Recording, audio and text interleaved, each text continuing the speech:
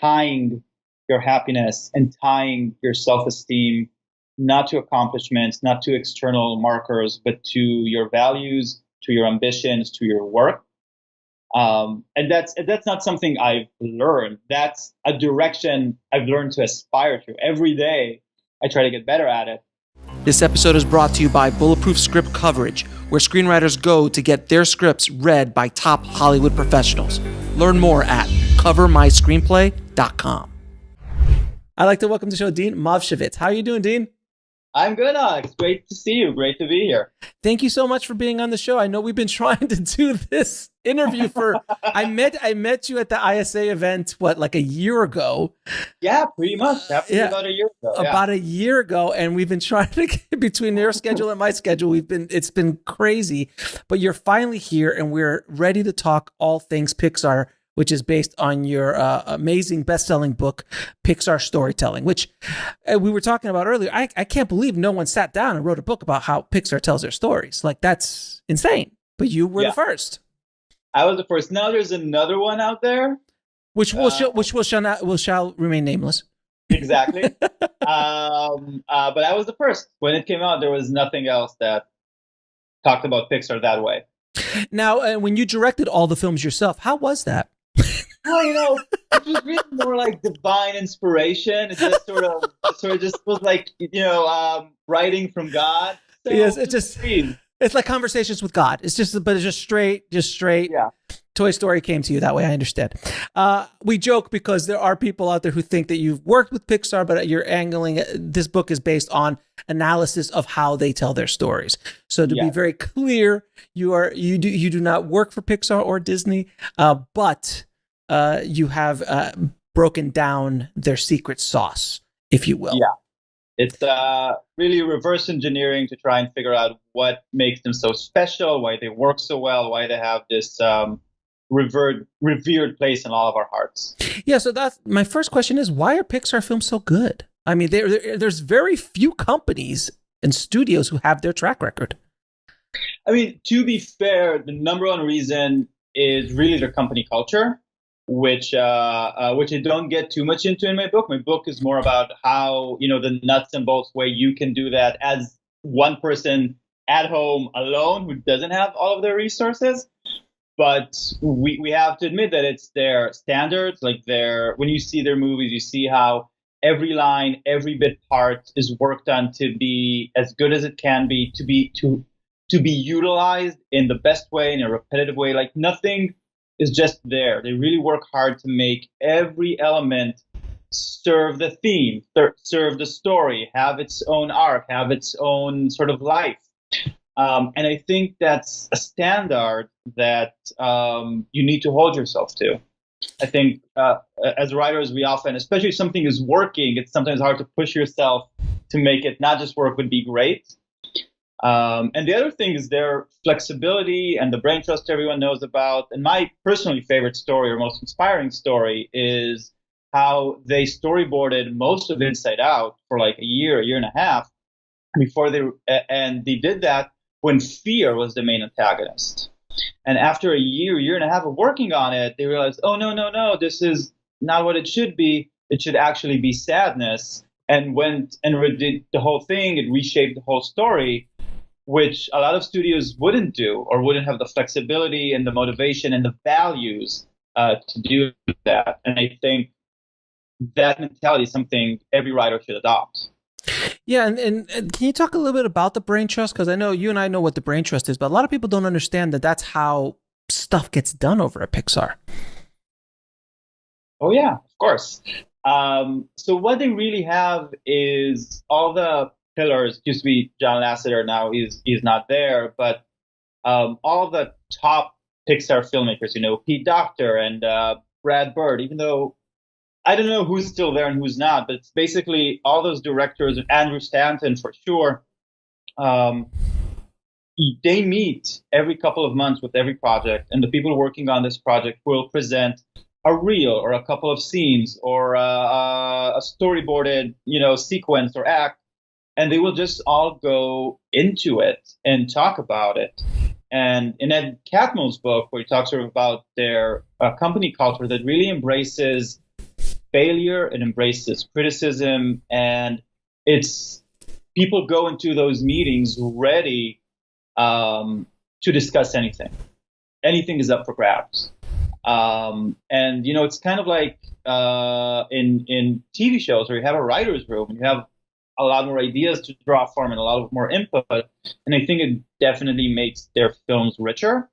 And I also was in a panel and I heard their head of development talk about the research that goes into, like, in the very beginning when they just have a concept, they will often give the director, often their ideas start with the directors, even if they later hire a different writer, who will have an area where they want to do. Like, I remember they talked about Coco, how he set up 3 different rooms, each one with a different idea. I don't remember the other 2, but one of them was Coco, and that room was filled with sort of Day of the Dead foods and those, I don't remember the word, those presentations they have, the dead people with the food and the picture. And sort of all of that vibe and the way he talked about that and his ideas about that were so passionate and rich that the brain trust went, you should go for that. So there's a lot of work in the very, seed of the idea, the very seed of the concept before you even move ahead. It's the 2 maybe hardest things as a writer. On one hand, to really work very hard on the concept before you go to an outline or a treatment or a script. And on the flip side, to have the flexibility and honesty and values and ambition to, even when you have everything set beautifully, to be able to go like, no, you know what, this can be better, or this is how it should be, even if it means re-breaking a lot of the story in you. Yeah, I have a friend of mine who's an animator over at Disney and at Disney Studios, and he's been there since, good Lord, like Princess and the Frog he worked on years ago. And he's also worked on Frozen and Zootopia and some other big ones as well. And it never ceases to amaze me that they will completely scrap an entire story and go back. Yeah. And he's shown me and told me the influence that Pixar's culture has had on Disney Studios. And as you notice, like, Disney movies have gotten much, much better over the year, much better over the years. And if it can sit, like, Zootopia I think is a masterpiece. I mean, what they did, and he told me what the original ideas were. He's in the design, and they were just completely different. Like, the animals were much more vicious. They all had collars on that would deter, that they would, like, if you go into the wrong area, it would sting. Like, they had a bunch of stuff, and they would, like, fully design. Like, there's an entire. I saw the artwork for Tangled when it was like Tangled's entire world was based on Da Vinci's designs. It was stunning to see, and they had been working on Tangled for a decade. I forgot, he was a great artist there. I forgot what the artist who was the director, but for whatever reason, it changed, and all of a sudden, boop, it turned.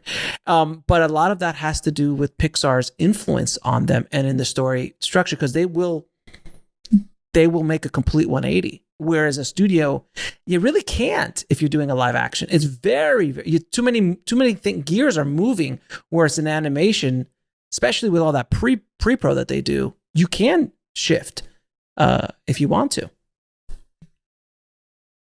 Yeah, and even if you can, sometimes other studios have a lot more value on, this is when we want to release it, this is the date we want it out. And or if you see, they push their movies very often. Now, what does Pixar look for when choosing an idea for a film? So choosing an idea.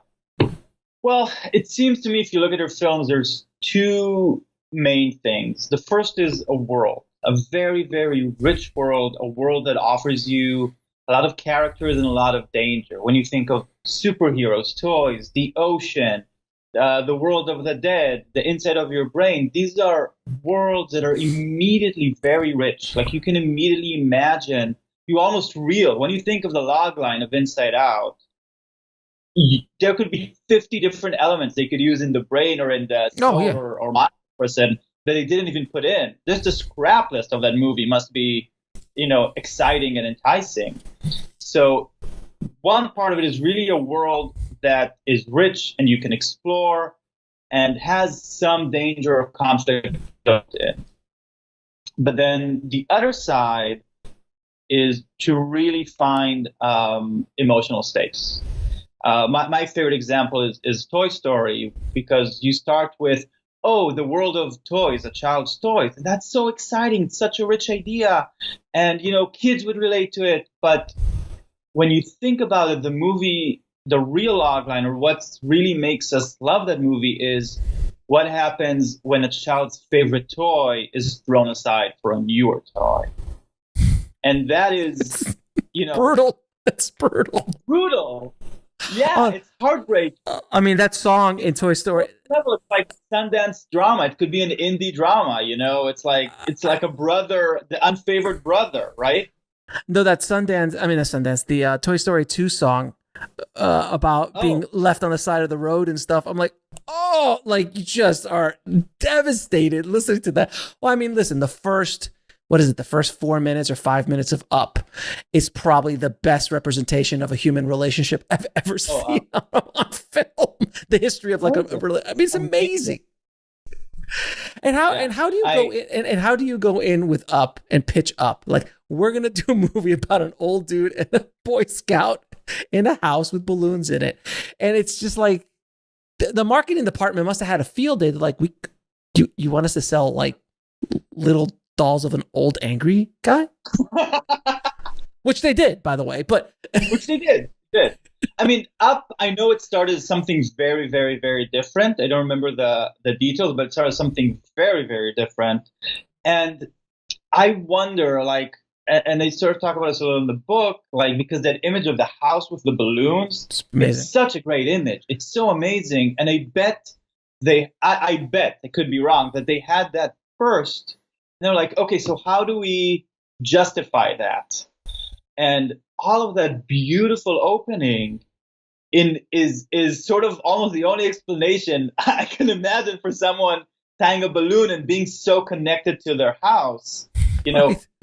Right? That ridiculous thing of flying away with your house becomes so natural when you see that opening and what that house means and everything that comes from that.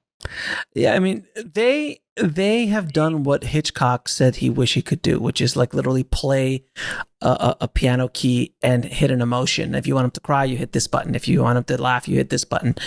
Pixar films do that in a way. Personally, one of my favorite Pixars is Coco. I absolutely love Coco, and how they did it, and the music and the visuals. It was just all so beautiful. And you're just I see myself as a grown man, tearing up constantly over these movies. WALL-E, I mean, Jesus, the guy doesn't even talk. And you completely are invested in what happens to this little trash can. It's they're so brilliant in the way they do it. It's remarkable. My favorite is Toy Story 3, the ending of Toy Story 3. I just collapse. No, absolutely. I mean, I mean, and to be fair, we always talk about Pixar's hits, and they definitely outweigh the ones that didn't do as well. And my one of the ones that I saw besides Cars 2, which we're not to discuss, but The Good Dinosaur. I thought Good Dinosaur failed, not only in the box office, but it failed every major Pixar thing. When I saw Good Story, A Good Dinosaur, I was like, this isn't a Pixar film. This feels like something else. I don't understand. What went wrong in that movie, in your opinion? I mean, first off, I want to say that I do cry twice in The Good Dinosaur. There's moments, there's glimpses, there's glimpses of Pixar, but it's definitely not a full package. So the Pixar formula, the structure they have, is really balancing 3 different stories in each movie. One is action adventure. It's Indiana Jones. It's Pirates of the Caribbean. It's this life or death. It's Joy riding a tower of boyfriends to get to the train. It's all that crazy stuff. Then they have a bonding story, which is, it's Woody and Buzz. It's Carl and the boy and Russell, the Boy Scout, right? It's 2 people who have deep emotional reasons why they can't coexist. Woody and Buzz can't coexist. One doesn't understand that he's a toy. and Woody, when he sees Buzz, he sees his irrelevancy, right? They can't be together until they grow. And then the third thing is this sort of emotional change, this sort of education or redemption plot that a character goes inside themselves. And I think The Good Dinosaur minimized a lot of the action adventure. Like there's some of that there.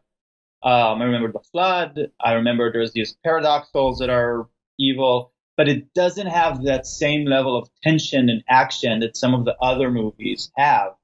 And I think it makes it feel a little slighter. And the same thing with the bonding plot. There's these great moments with the human child. Those are my favorite moments, but it doesn't, I don't think it has the same sort of complexity and richness that some of their other movies create between their conflicting characters. And then when you get to the third marker of growth, I remember Arlo is the name of the dinosaur, I think. Yeah. And he had that thing about making your mark or overcoming his fear. And that's sort of what the whole thing is hanged on. But I think, again, it's not something as almost as mature, I want to say, or as complicated as some of the other examples, like Woody learning to give up his spot, or Joy learning to accept sadness into her life and into Riley's life. Like those things are adult emotions. Those things are sort of things adults deal with. Mike in Monsters University failing, giving up on his life dream, you know?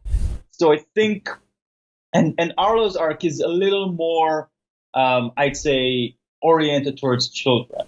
Like as a teenager, as an adult, his arc doesn't resonate with the same strength. Yeah, as we're talking, I'm going back in through my head. I'm like, okay, Pixar films, and I'm just clicking them off, and the majority of them do have those characters that can't get along, or they can't live with each other, or like even WALL-E has Eve, who they are opposites. They're generally opposites, either opposites and they can't get along, and generally opposites don't get along at the beginning, and they figure a way out to come towards the end. Incredibles, I'm not sure about. I know Cars had Incredibles less so has that. Yeah, but that was the first kind of outside the box, outside of the brain trust, because they brought Brad Bird in from the outside to do that. So that's why it makes sense that film was kind of has its own thing. But even Cars with Mater and stole credit on his films. I'm sorry? When Pixar films have like 7 credited writers between story and screenplay, Brad Bird is the only one where he has the sole credit. Right, exactly. So his stuff is a little bit different than the other Pixar films, but everything else, like generally speaking, like in Coco, you know, his uncle, his dad eventually, but oops, oh, spoiler alert. But those kind of but those characters, and you're right, and there is generally always massive action adventure, even in Toy Story. I mean, there's constant adventures, and like, but the adventures going downstairs or out a window, but it's still the stakes are extremely high. WALL-E had a lot of that as well. I mean, it's you start analyzing it, because I know a lot of people listening right now most people listening should have at least seen one, if not all, Pixar films. They're just those kind of films. But it is, when you start to deconstruct them this way, it starts taking on a little bit different light. Now, what are the themes that Pixar goes back to again and again, and why do they do it? I was going to touch on this when you talked about me and you crying like children. I think one of the crucial reasons that happens is the themes they choose. If you think about, Disney movies or in general movies we see, they don't always touch on the themes Pixar talks about. Pixar talks a lot about death. Yeah, they do. About age. Yeah. And not even like the Lion King way, where Lion King has a death in it, but it's a coming of age story. Toy Story 3 is about aging in a way. It's about Right. It's about time not coming back. Inside Out is about depression. it's about the cost of having complicated emotions and how life will never be as simple as it was when we were children. I mean, Toy Story Finding 4, like Toy Story 4, which I just saw recently. I mean, it's brutal at the end. Guys, by the way, it's just spoiler alert from this point on. I mean, anything we're going to I mean, if you haven't seen these movies, I'm sorry. But yeah, the end of that, like Woody leaves and you're just like, that's another stage of life where you leave your family, you go off and, you know, you leave your friends that you made when you were younger. You know, not many people hold on to friendships all their life. Those are very special relationships because people change, times change, situations change. Finding Nemo, perfect example as well. It's about parenthood. My mom, who raised me by herself, it was just me and her. And she maybe was a little overprotective at times. And when we saw Finding Nemo, and she told me, because there's this line that Dory has where she says, like, but if you don't let anything happen to him, how will anything ever happen to them? And my mom gasped. Wow. And to this day, she will quote that line to me and talk about the effect it had on her. Because Pixar is about parenting. Finding Nemo is about parenting. And Inside Out, you know, she talks about how she has to be their happy little girl. And at the end is her saying that she can't be that. Those are things that few filmmakers, much less in a commercial, children-oriented, high-budget, you know, film, will dare touch so honestly. Yeah, that's one thing Pixar is honest. It's authentic and honest. I mean, they really, they're brutal. I'm sorry. Yeah. Sometimes they're absolutely the stuff that. Oh God! And Inside Out, when what's his name dies. Oh my. Oh, what's his big? Was it Big Bang? What is it? Big Bang. Yeah. Big Bang. When Big Bang, I'm like bawling, and I'm like, oh my! Like it was so brutal because you go back to either your own imaginary friend, or when you're in Toy Story, you go back to that toy that you left at the side of the road somewhere, you donated to the to the Goodwill or something, and you're just like you feel terrible. So now I like anytime my daughters are like going to throw something away, I'm like, don't throw that away. No, we'll put them in the garage. But you can't just throw it away.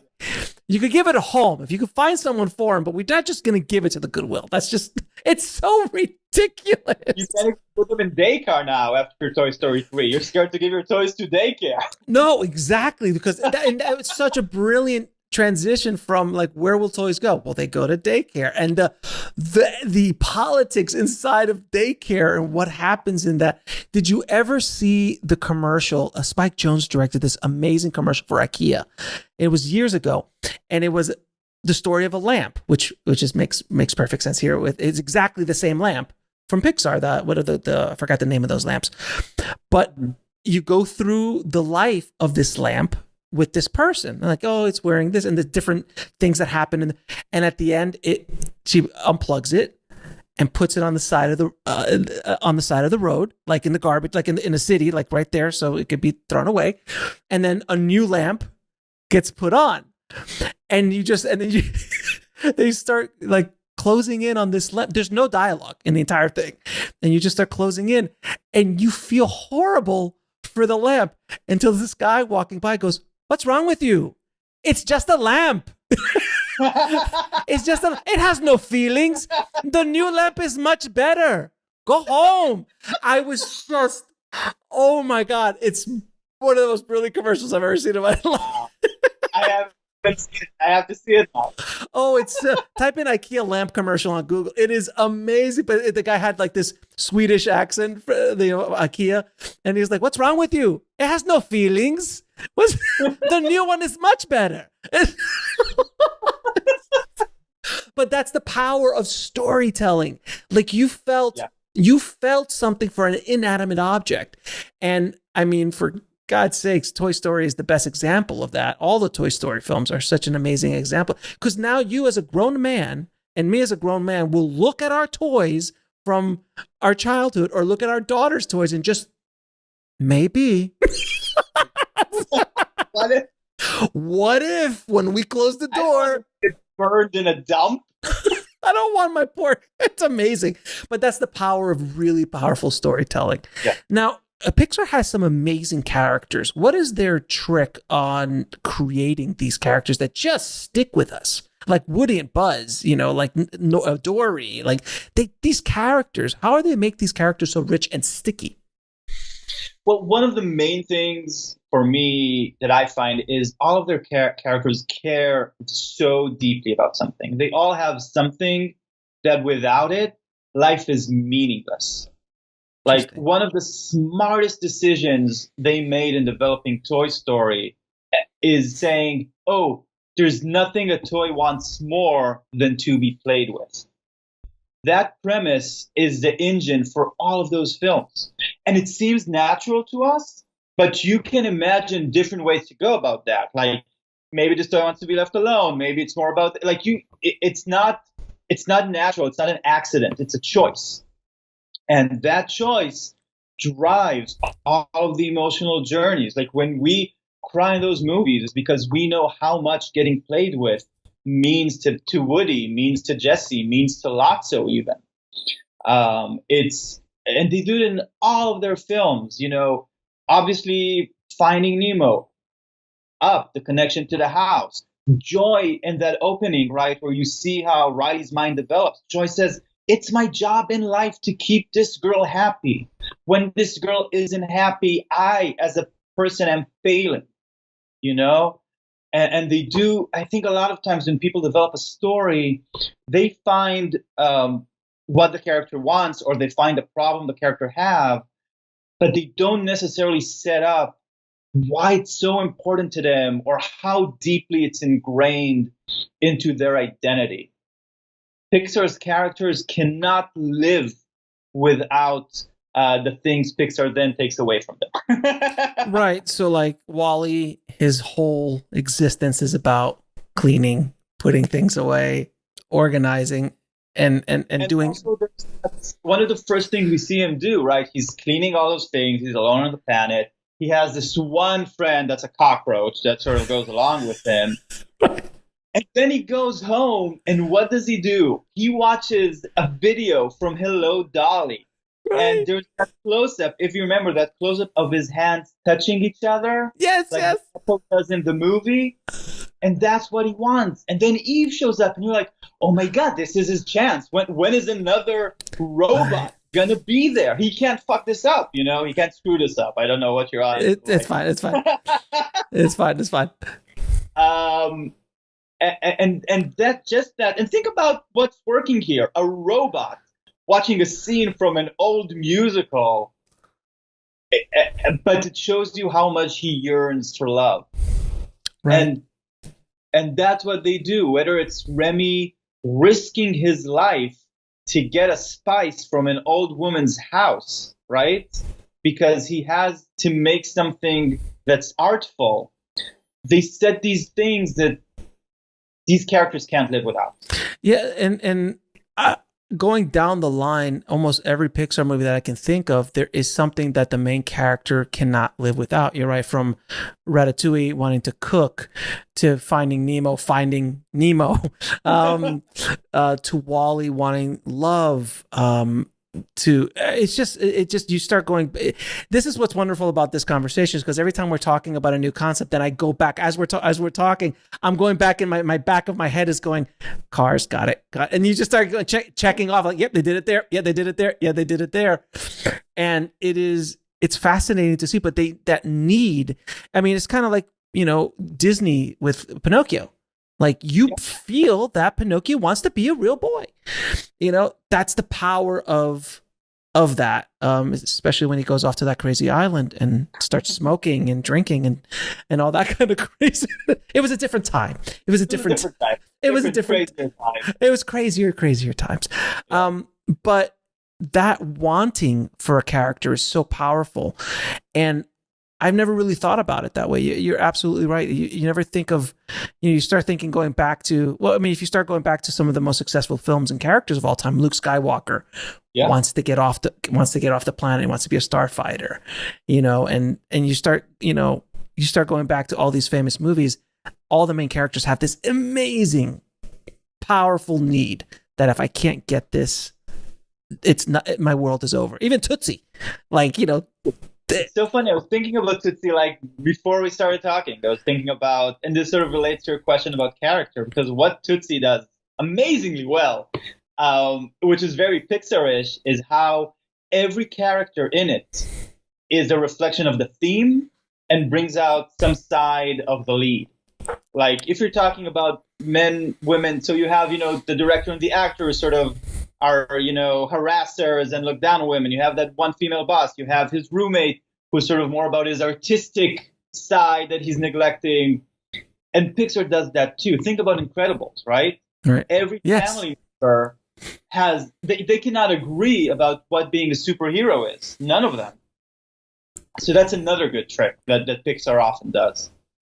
Which is what? Say that. Can you explain that? Every character has a different point of view.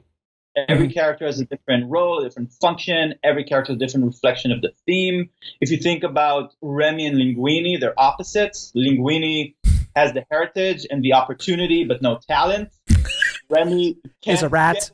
Time, but has all the he's a rat. He has all the talent in the world. And then you have Gusteau and Ego, who are polar opposites. Like everyone is a different way in to the theme, to the character, to what we're talking about. My favorite line in Ratatouille is like, "It was you that was getting funny with. Was it you were getting funny with the spices?" It's just such a the delivery of that line was so brilliant, man. I mean, people who are listening can't see that I literally have a smile because I'm constantly thinking of Pixar movies in my head, all the way down, and just thinking about the good times that you have watching those films. It's pretty remarkable.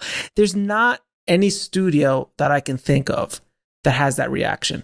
Even Disney itself, even Star Wars films don't all hit exactly the right place. Marvel is close, but even Marvel is not. You will never get what you got at the end of Marvel Avengers Endgame. Like that, it took 10 years to get there. I mean, it took 10 years to get to that specific 30 minutes of film. But Pixar hits that every time. Almost every time they're hitting that. Now, how does Pixar create so much empathy in their stories? It's a lot of what we talk about, sort of giving that very, very deep need. I think often you really want to know why they need it, like why is it so important to them. WALL-E is really my favorite example of this because we have nothing in common with them. And like you said, and the first 30 minutes, as you also said, are silent. There's no dialogue. And they had to make you love this guy. And it's really, I talk about the 3 reasons we like both people and characters. Like there's a first layer that's very superficial, where, maybe someone's very attractive or very confident, or you think about high school, right? There was the popular kids that you didn't know, but you like them because they had these like external discernible traits. And that can work in a movie, but it only gets you so far and it dissipates very quickly. Movie stars help. Then there's the second layer, which is a little more intimate, a little more personal. Maybe you know their hobbies, or maybe they have this neat little point of view, or there's something exciting about them. The prologue of The Incredibles does a great job of this, where you see sort of, right? Yeah. You see the two of them in their heyday, they're flirting, they're stopping crime, and you're like, oh, these are cool people. I'd enjoy hanging out with them, But you know them a little more now. But the real important layer, and the one that you have to generate these sort of to make people cry is what happens when you think about how you met your best friend, right? How you get to know those idiosyncrasies about them that don't make sense, but you know them because you're close to them. How you understand what they want and why they want it and how it comes from. And maybe even most importantly, I think maybe the main difference between a friend or a character that we love and everyone else is we can forgive their flaws. You need to get that level of understanding, of clarity of a person so that you can look at their flaws in a way that doesn't stop you from loving them, and in a way where you're in their corner to sort of defeat them. So when you see Wall-E, you don't see a robot that's cleaning the earth. You see someone who's devoted to their job, who loves their job, who takes pride in it. You see someone deeply curious because he collects all those things every day and he does them around. You see someone who has a very good friend, a loyal friend who takes care of, right? He runs over him and then he's worried and then he makes sure he's okay.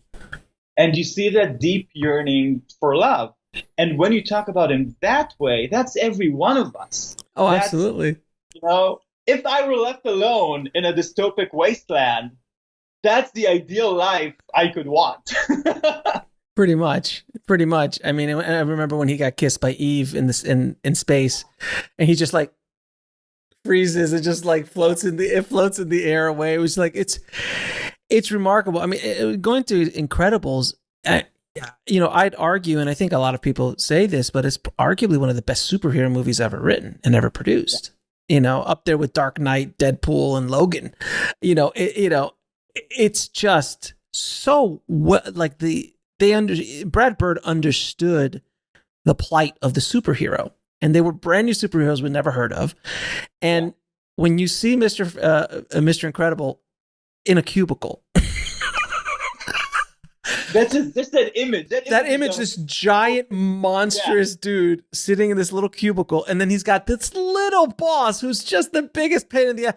How more perfect of an analogy for a lot of people's lives? Because I've had a boss, we've all had bosses we disliked, and we all were like, I'm really a superhero. Why am I in this cubicle? That's such a great way of putting it. You're right. And I think, and it comes back to something they try to find in all of their ideas. They're like, this character is X. How can we make them the most uncomfortable? How can we torture them, if you want to call it? Like, if you're writing about a superhero, it's natural to have them fighting crime. That's their comfort zone, ironically. Put them in a cubicle.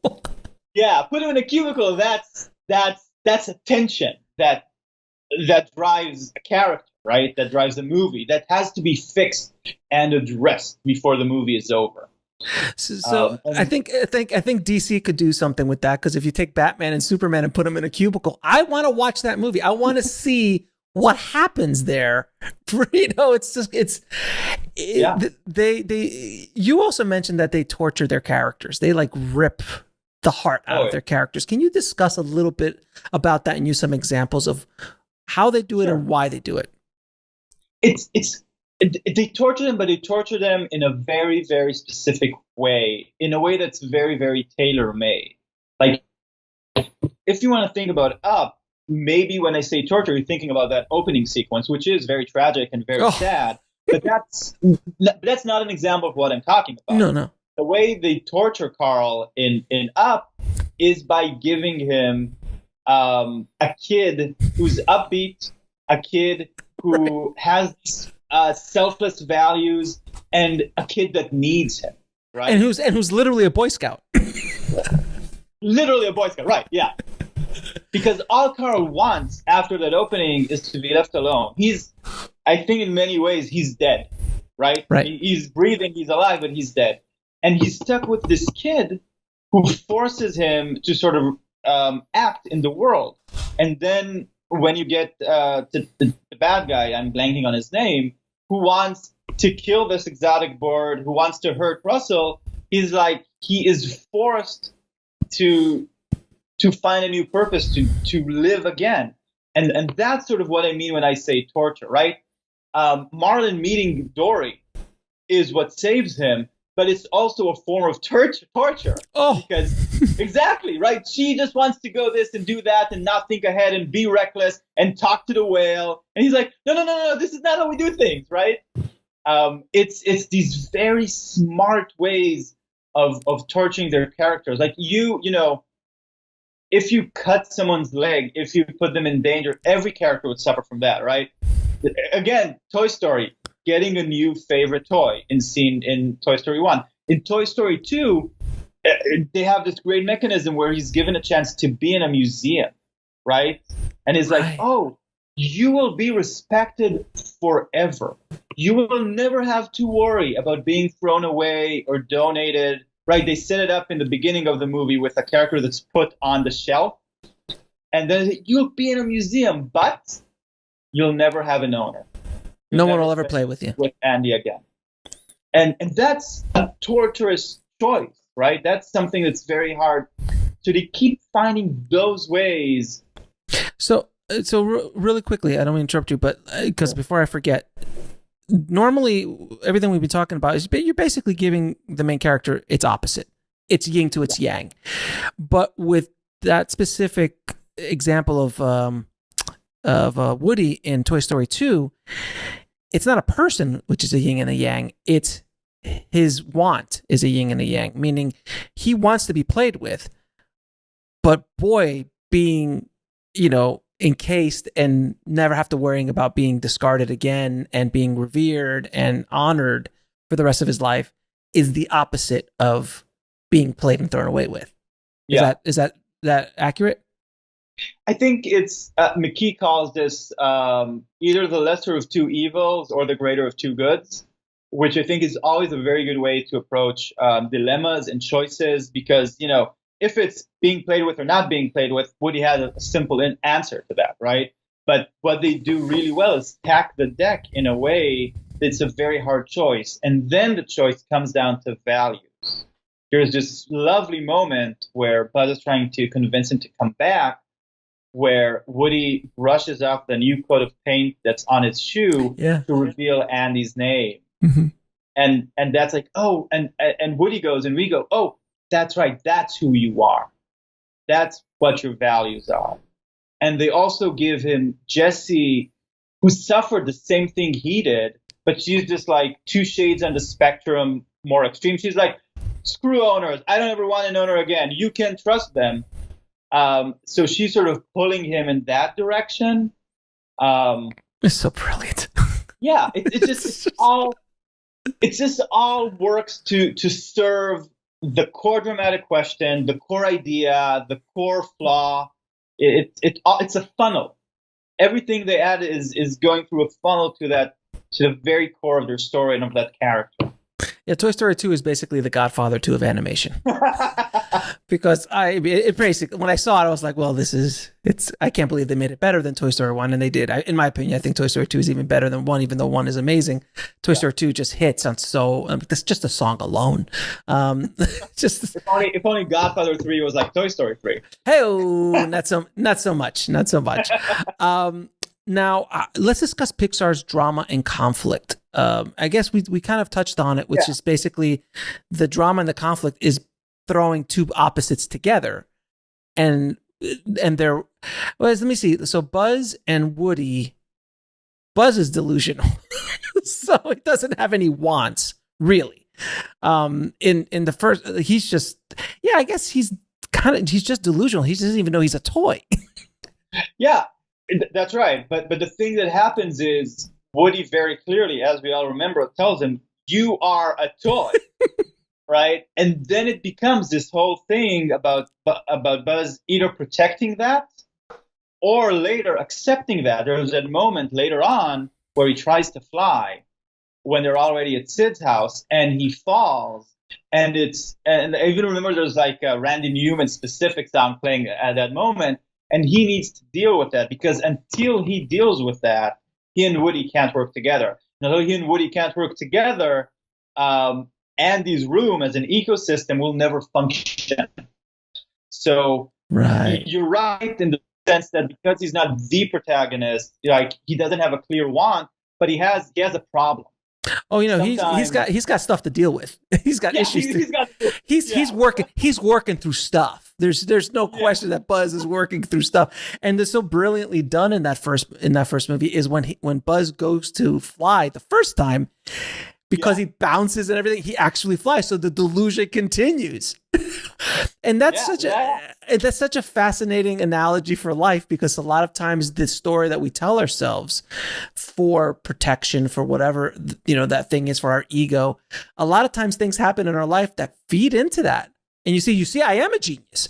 You see, I am this, or I am that. But when that facade comes crashing down, that's what Buzz has to deal with. He has to like, wait a minute, my identity has been Buzz Lightyear, this astronaut, action astronaut. And I'm like, no, I'm just a toy. That is so powerful. That theme is so powerful, among other themes that are so powerful in that movie. I think almost all stories, and in real life, all growth, start from a moment like that. Start from a moment where your image of yourself or your set of values fail you.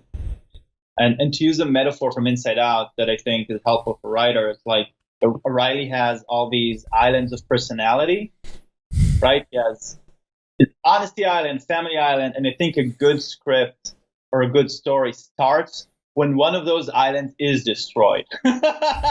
When a character has one of their islands destroyed, and now they need either to rebuild it or find a new one and figure that out. And if we talk about drama and conflict, I think Pixar does a great job of making sure that all of their conflicts offer, on one hand, an opportunity for destruction.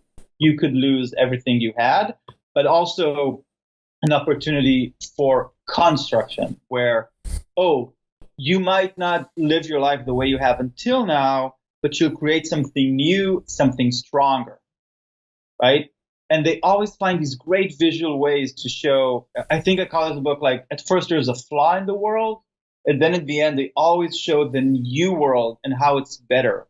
In Inside Out, if you remember at the end, her control panel gets so much bigger. And right? And they're mixed, and the memories are mixed together. Exactly. So you're like, oh, okay, Riley won't always be happy. We lost that battle, but look at all the emotional riches she will now be able to experience. I think that, if we can get a little psychoanalytic on screenwriters, I mean, for myself, I could talk about myself, but I've seen other screenwriters and filmmakers as well go through this, which would they have this image of themselves, whether that be, I'm going to be the next Tarantino, I'm going to be the next Sorkin, I'm going to be the next big writer. And they start tailoring their writing around that idea. And when that idea doesn't germinate because the reality sets in, because they're just like, you're trying to be the next Tarantino. I'm like, well, I'm sorry. There's no one's ever going to be the next Tarantino because you've got to be the best you that you can be. Because Tarantino became who he is because he is true to himself. He understands that he did not try to imitate not one person. He imitates everybody. He imitates everybody. He does it so masterfully that we just go, okay, that's fine. But I think for me, I don't know, for my whole 20s, every time a certain year would go by, you would go, oh, it's 23. That's when Orson Welles made Citizen Kane. Well, I guess I'm not going to be Orson Welles. And then you hit 27. Oh, that's when Spielberg made Jaws. Yeah. Okay. Oh, 30. Chazelle winning an Oscar for best director at 28. Exactly. So you start going through all those milestones, and as you get older, you start realizing that those are not realistic, not because you can't do it, because that's not your path. Those are outliers. Those are complete outliers. Those are magical moments. And that's a lot of times I feel that so many filmmakers and screenwriters get caught up in the lottery ticket and not in just being themselves. And when you get comfortable with being yourself, which is like what most of these Pixar characters do, at the end, they get comfortable with themselves. They break the illusions of who they thought they were. Like Woody thought he had to be something, but at the end, he changes. All of them change. Nemo, Nemo's dad, and everybody changes to finally going, oh, this is who I really am, as opposed to the illusion. And that's an extremely painful process in life. Extremely painful. It could be from when you're a kid and you think you're the hot shit of the moment, and the girl just rejects you. Boom. Crash. That island that you were talking about is destroyed very, very quickly. And that is the process that you go through life. But I think in a creative standpoint, I think so many of us have these illusions. And I think we grab onto them and please let me know what you think. You grab onto these illusions, you grab onto these kind of constructs as a defense mechanism. Oh yeah, yeah. I think someone talked about the difference between fixed mentality and growth mentality. Right. You know that, right? So fixed mentality is I'm talented, I'm smart, I'm a good writer. Growth mentality says is not it doesn't care how good you are. It only cares about making your work better. Right. And this is crucial, I think, when it comes to criticism, because if you approach criticism with this need that could be, unconscious or almost unconscious, like I need to protect my image of myself as a good writer, then criticism is painful because you're constantly negotiating. What does it say about me? What does this mean? Where am I on that timeline? But if you try to get to that growth mentality, then criticism is a gift. Even if you don't agree with it, it points you towards what matters, or it makes you sharpen what you think is right. You go like, oh no, this is right because XYZ, and I can double down on that. No, it's a whole different issue. But when you adopt a different mentality, it frees you from the need to protect that image, and that lets you grow. That lets you accept criticism. That lets you, toss away that brilliant scene you wrote and write something new instead. It frees you to write a first draft that's bad because you're not worried about being a good writer. You're just worried about getting to this project. It is, it's instrumental, I think, to free yourself from that need. And to go off what you said about Pixar characters learning to accept themselves, I think they also learn to accept their limitations. Right. And that's also very difficult because the ego does not like that at all, especially when you're younger. Especially when you're younger, you really think like, no, look, I had a conversation with myself. I'm like, I should be at the Oscars by at least 25, and then when 25, I'm like, no, 30, I got to move to LA, and then 30. Okay. Well, really like 35 really. And then I actually had clients in my edit suite that turned to me and like, I'll see you at the Oscars next year with this movie. The delusion was so great in their mind that the construct that they've built around that the ego and the image that they had in their head, it was so, they needed it so much. And then that's when fights occur. That's when, conflict happens a lot of times, because if you threaten that image, and it happens in the Pixar movies, Woody literally becomes violent. Yeah. He throws him out of the room. Because if he's not Andy's favorite toy, he has no idea who he is. He doesn't exist. Right. And it's and I hope us are discussing this, which is Pixar and non-Pixar kind of stuff, but it all works into character, because that is why Pixar's characters and stories touch us so much, because it is as close to the struggle, and all good movies were written well. It's the struggle that we go through as humans throughout our lives. And when you see that authenticity, you are attracted to it like a moth to a flame. And that's why I feel that Pixar films resonate so much internationally, clearly. Yeah. I think you talked about pain earlier. And I think that if you want to measure conflict, if you're like, oh, does my script have enough conflict? You need to measure it by how much pain your character is. That's the measuring unit. And to be fair, when I try to think about the difference between Pixar and Disney, right? Why you immediately know when a movie is a Disney movie and when you immediately know it's a Pixar movie, because they're both on the surface similar, right? And like Zootropolis that you mentioned feels a lot more Pixar than Disney. Oh, absolutely! It's one of their best animated films, in my opinion. Like I love Frozen 2 much more than Frozen 1. I thought Frozen 1 was but it did. Obviously, what do I know? My daughters bought 5 dresses, so they did okay.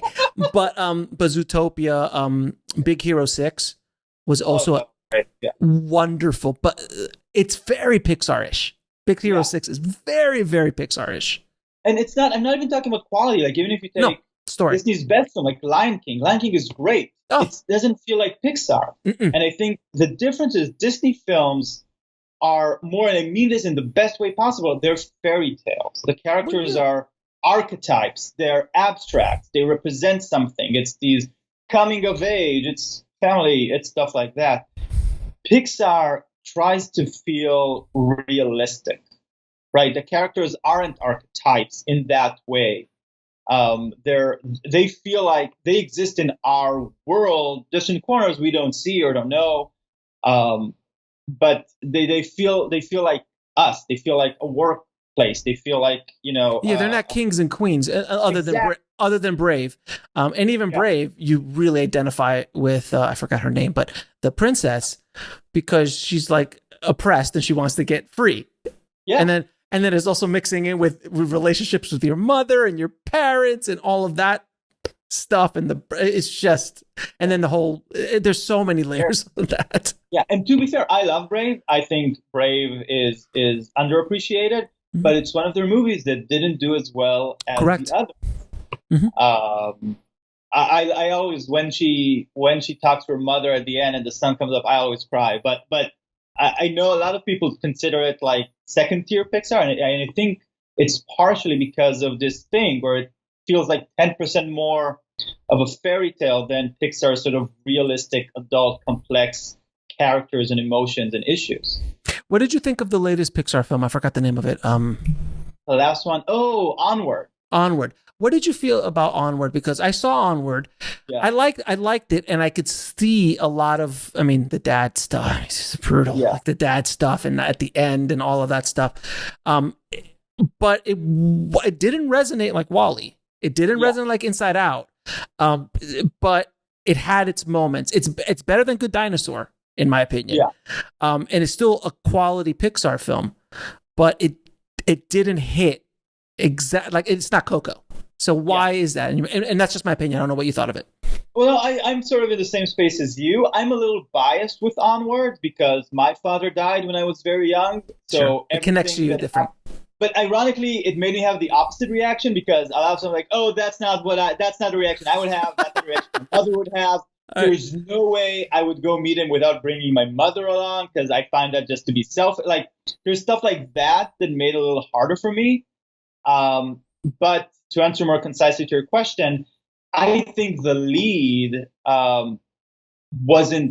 didn't have a deep enough want or need. Like, yes, he wants to connect with his father, but he didn't have that personality flaw we've been talking about. Like, you see him not being able to talk to the girl at school or not being able to, not having confidence. And that's something we've seen so many times in so many other films. Correct. And it works. You like him. You're on the journey. The moment when he goes through the list and realizes it's been his brother is deep and it's profound, right? In what it says about appreciating the family you're with and the people who are there for you. I love that. I have a rush of emotion and tears when that moment happens. But I think the lead character is not as unique and their flaw isn't as neatly tied to their journey, right? Meeting his father, all this, it doesn't quite tie to the problem he has in the beginning. And I think those things sort of keep it from reaching its full potential. I also think that the world they created, which is fun and funny and interesting, I think it could have been explored further. I think it could have had, again, if you think about Monsters, Inc., right, we have that neat relationship, like, screams run this, so beautiful. So great. And these little assumptions or rules toys love being played with, right, that make the world click. There wasn't anything like that in that. I don't remember that. Yeah. It talks about how they lost the magic and there's some stuff about, him, but it wasn't hammered home, I think. It wasn't... yeah, I see what you're saying, but it's not. There is that, which is the whole magic, and I lost the magic, and it was. You talk about it like it's in its past and stuff, but it's not as powerful as like all toys want to be played with. Everything runs on screams, where then laughter is 10 times or 20 times as good, And that twist is. It's just so. It's remarkable. It's a remarkable way to look at things. Now, I want to touch one more thing before we go. Villains. Pixar villains. can you talk a little bit about how Pixar creates those villains? Because in my mind, there aren't any villains that I can think of that steal the show. Mm-hmm. The protagonist generally is the one who like Darth Vader steals the show. Yeah. Hannibal Lecter stole the show. Completely. But in Pixar, the villains are good. Like in Incredibles, he was great, the kid, and it was really complex. But they don't steal the show. What is a Pixar villain? Well, I think that's actually a great point that I haven't quite thought of that way. And I think the main reason is because Pixar often places the bulk of the antagonism on what I call a troublesome villain or a troublesome antagonist. And that's someone who isn't evil, isn't malicious, someone means well, but he's just in the protagonist's way, like Buzz and Woody, right? Buzz is in Woody's way. He's his main form of conflict. He's in no way, shape, or form a villain. There really isn't a villain other than what's his kid, that crazy kid across the crazy Sid. Sid is as close to a villain as we get, and he gets what he deserves. That's all I'm saying. Yeah. So I think they often even Up has a clear villain, right? I don't know his name. Munt. Exactly. I don't remember his name. You see that? Is he right? I can picture him, and I know he has the dogs, and that was it. I don't remember, but I remember the bird, squirrel, the kid, the balloon, the dog, the dog. It was great. All of that I remember. But the villain is kind of like in the background because most of the conflict in that movie is between him and the kid, or him and himself. And a lot of nature. There's a lot of we talked about, same thing with Finding Nemo, right? It's a lot about the ocean, the obstacles. And when Pixar does have a villain, they are very often so humanized. Lotso, who's as evil a villain as Pixar may have made, gets that amazing flashback about how he was left out and he made back and he was replaced and then he also becomes a mirror image of Woody, who has the same fears. And when you watch Toy Story 3, you're like, oh, if Woody doesn't get over Andy, he could become Lotso, right? Mm-hmm. So even when they have someone who's more nefarious, they often give them very human reasons for why they're doing it. And I think my favorite Pixar villain, who's also, I wouldn't call him a villain, is Anton Ego, right? Who's really designed as I broke it down for a lecture I gave, and there's a top shot of his office, and it's the shape of a coffin. In the first minutes of the film, he's introduced as the Grim Eater. Like, he's really so good. Good.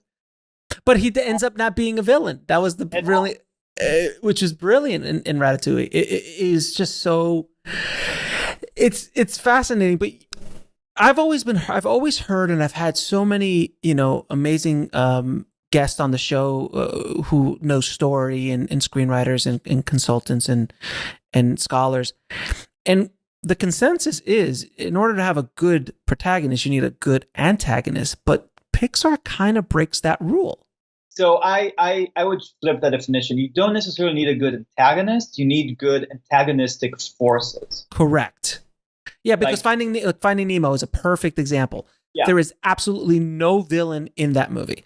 There's nothing that's villainous. There's the girl. There's the little girl with but that's Sid. That's Sid. Yeah, but that's basically Sid. It's like, it's not a villain. It's just, it's a little girl who's doing what a little girl does. Yeah. It's nature. Sid is nature. He's on the different spectrum of nature, meaning that he's a little bit, but how many of us don't know that kid? Yeah. So they always have these forces, but not necessarily a clear-cut villain. And I think that it goes back very much to what we talked about, what makes them unique. Because when you make a story, you have a limited amount of real estate, right? And the more time you spend on, a Dr. Evil villain, it's time you're not spending with conflict that brings out your character, or with that troublesome antagonist who's a friend and an ally, but you can bond with them, and then both of you have to grow, right? It's less ways of developing the world. Like think about Inside Out, right? Where you have maybe that clown or you have all these other things, but a lot of it is physical. And the main antagonist is sadness, right? She's the one who's stopping Joy from making Riley happy. But she's so passive aggressive. Yeah. She's so passive aggressive. It's not even funny. She's not like twirling her. She's just like, I'm sadness is what I do. I'm sorry. Yeah, this is what I do. I mean, when you think about Inside Out, the problem in Inside Out is that Joy refuses to let Riley not be happy. If in the beginning of the film, Joy went like, oh yeah, sure, no problem, let her be sad, there'd be no movie. She is, I don't say she's the villain, but the problem is with her. And Pixar, to an extent, does that in a lot of their movies. The problem, the real problem, right? Like Bug's Life has the grasshoppers. But I think the more Pixar went on, the more they went away from those real villains. And even in WALL-E, right, where you have that autopilot, Otto. The Hal. Basically Hal. Yeah, Hal. Yeah, basically Hal. He's trying to protect humanity, right? It's from a good place. And eventually they defeat him, of course, but he's an opposite of WALL-E in many ways. And if he had all the information, if he believed that Earth had a chance, he would let them come back. He just doesn't think they have a chance. It's remarkable. And I'm thinking of films in the zeitgeist that have this non-villain-esque, because obviously Star Wars has Darth Vader. It's such a clear archetypal, hero's journey story. But you look at a movie like Forrest Gump. I mean, Forrest Gump is very Pixar-esque in its storytelling. I mean, without the drugs and the sex and stuff. But there is no villain. Jenny is the closest thing we have to a villain. And no, listen. We could have a conversation. Jenny. Look, if Jenny was out of Forrest's life completely, but Jenny is as close, like I said, as close to a villainous thing. And it's not something that she's trying to hurt Forrest. Yeah. She's just who she is. She is sadness, doing what sadness does. And she's been doing it because of all of the baggage and things that she dealt with as a child that she carries along throughout her entire life. But Forrest, his main antagonist is the world, who doesn't understand him. He just goes, just completely oblivious through life. And in many ways, I never thought about it because it was just about, as you were talking, it was like, what does Forrest Gump want? What is driving him? Like all these things we're talking about, you'd be hard pressed to say, oh, Forrest Gump deeply wants, like maybe Jenny, but even that doesn't, I wouldn't say that drives the whole film. And the way you said it with the world as an antagonist, I would say Forrest Gump is watching scene after scene how Forrest Gump goes to somewhere that won't accept him or that he shouldn't belong or that he shouldn't thrive at, and finding a way, either through his sort of earnestness or through luck, where he does thrive there. Like that's literally what happens. The entire movie. Scene. Yeah, the entire movie, he just fails up. He failed. And that's, I think, one of the things that and it's also, if you take the historical aspect out of Forrest Gump, the story doesn't work. Like the leveling up constantly, like, okay, he's a great football player. Why? Because he runs. Why did he run? Because he ran away from bullies. It's just something he did. And then that takes him to, okay, now he went to Vietnam. How did he get there? Oh, he just ran. Boom. And he meets 3 presidents. And he does, like, if you take those aspects out, well, then the story doesn't have, it's just a dude just walking through life.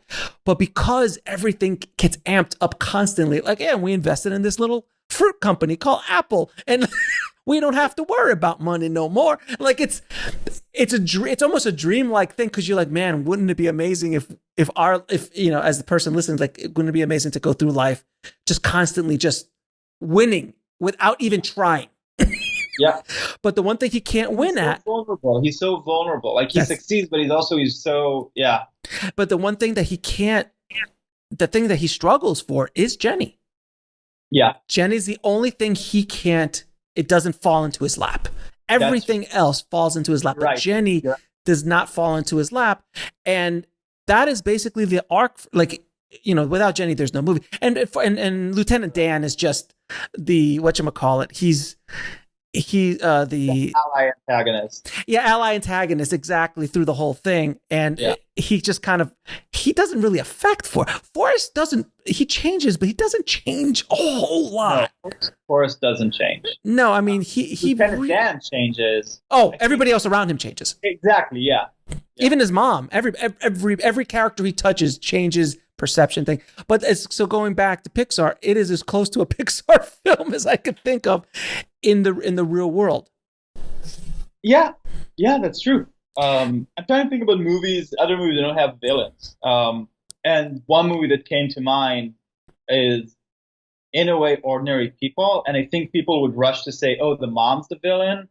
But you can't say that. Everyone there is so hurt and vulnerable. Everyone there, like, it's the situation where, the father can't lead. The mom is unable to give the child the love he needs. He's going through his own thing that he needs to forgive. And so they're really just problems to each other. No one is, literally, if we talked about tailor-made catastrophes, the worst thing a mom like that could get is a child who needs her love, a vulnerable child who needs her love. The worst thing that father character could get is a broken family that needs him to lead it, right? It's separately, all of them are fine. Just when you sort of put them in opposition to each other when the tragedy happens. Very cool. Now, we can keep talking about Pixar for at least another 5 hours, but I'm going to ask you a few questions I ask all my guests. What are 3 Pixar screenplays and or movies that every screenwriter should study? So Inside Out for sure, because it's the most original, most thematically complex. And another one, I'm debating between Ratatouille and Finding Nemo, because those are my just 2 personal favorites. So let's cheat and put both of those to number 2, because number 3 is less about the writing and more about its message.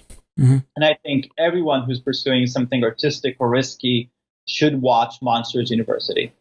Yeah.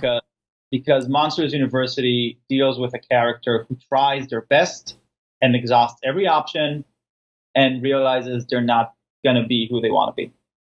Yeah. And I'm not saying that to be defeatist. I think everyone should, and I'm living my life that way. Everyone should pursue what they want as best they can. But I think Monsters University message of, even if you don't get that, you can still become, in Mike's case, the best coach in town, the best carer coach in town, or anything else. I think that's very comforting. And I think if we talked about being more flexible with your image of yourself, then to me, Monsters University exemplifies that. I would say that this town, LA, is riddled with the corpses of film directors who thought they were going to be the next Spielberg, because Spielberg it basically inspired multiple generations, because he was such a popular such a popular director that they were going to be the next Spielberg. And it's okay that you're not the next Spielberg. It's okay. It's okay. Nolan wanted to be, and Nolan and Fincher wanted to be the next Kubrick. Yeah. They both actively said, we want to be the next Kubrick, but they ended up being the next Nolan and the next Fincher. Yeah. And obviously that they're still at a very high level. But not everybody is going to get to those levels, because that's the upper echelon of any industry. Like, you're not going to be the best cookie chef ever. But if you make good cookies for people and you love what you do and you're happy, well, that's the dream, isn't it? Absolutely. That is the dream. If you can be happy doing what you love to do at whatever level you're at, then that's why a lot of people, a lot of times you see in these films, you see a janitor who's super happy, and he's just like, I just love my job. And for somebody else outside, just like, I don't understand that. But for them, that's happiness. The guy who sells the hot dogs on the corner. For me, or if someone working at a job, going to work every day, going to a cubicle, there are people in the world who love doing that. I would slit my wrists. That's not who I am, and people see what I do on a daily basis and go, you don't have a job.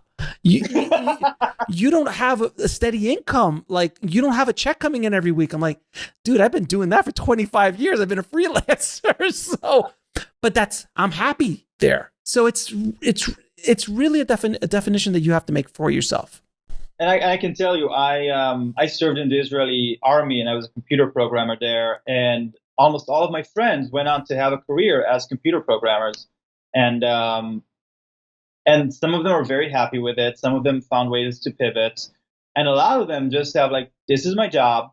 And in my free time, I'm doing all these things. Like, it allows me this freedom. It allows me to live my life this way. Like, some people define themselves through their job. Some people define themselves in different, like, everyone, I have two friends who are very polar opposites, and I always use them as sort of my role models because both of them create a life that is in their image.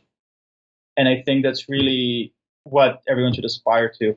So, now, what is the lesson that took you the longest to learn, whether in the film business or in life? Oh, wow.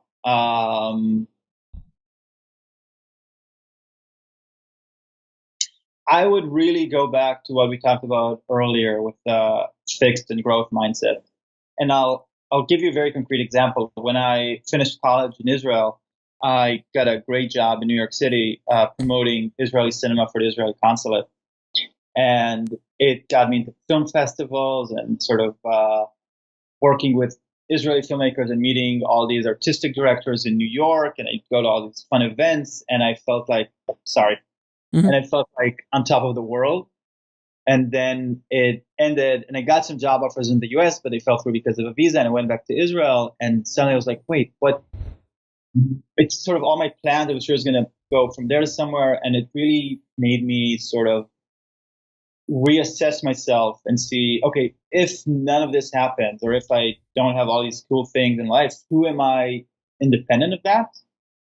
And really that lesson of tying your happiness and tying your self-esteem, not to accomplishments, not to external markers, but to your values, to your ambitions, to your work.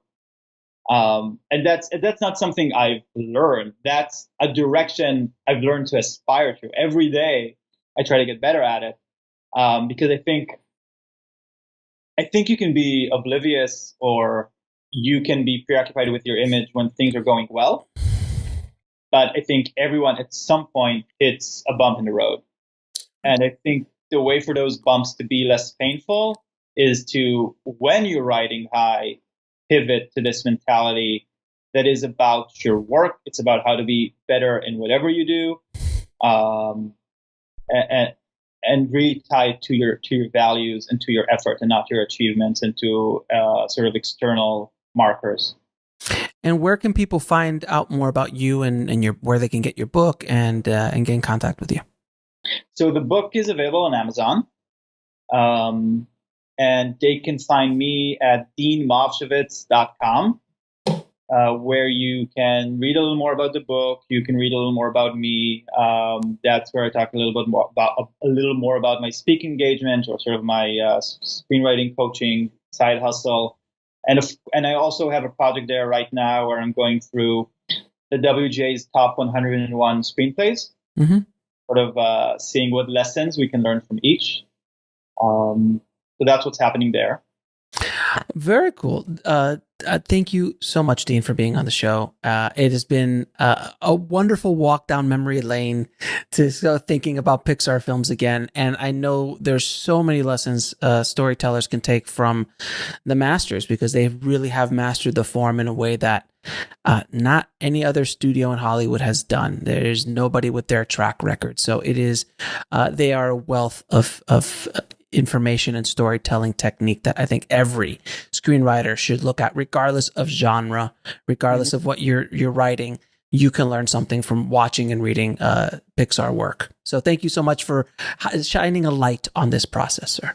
Thank you, Alex. It was my pleasure, and I really feel like we could be going on for hours. So it's great. Thank you.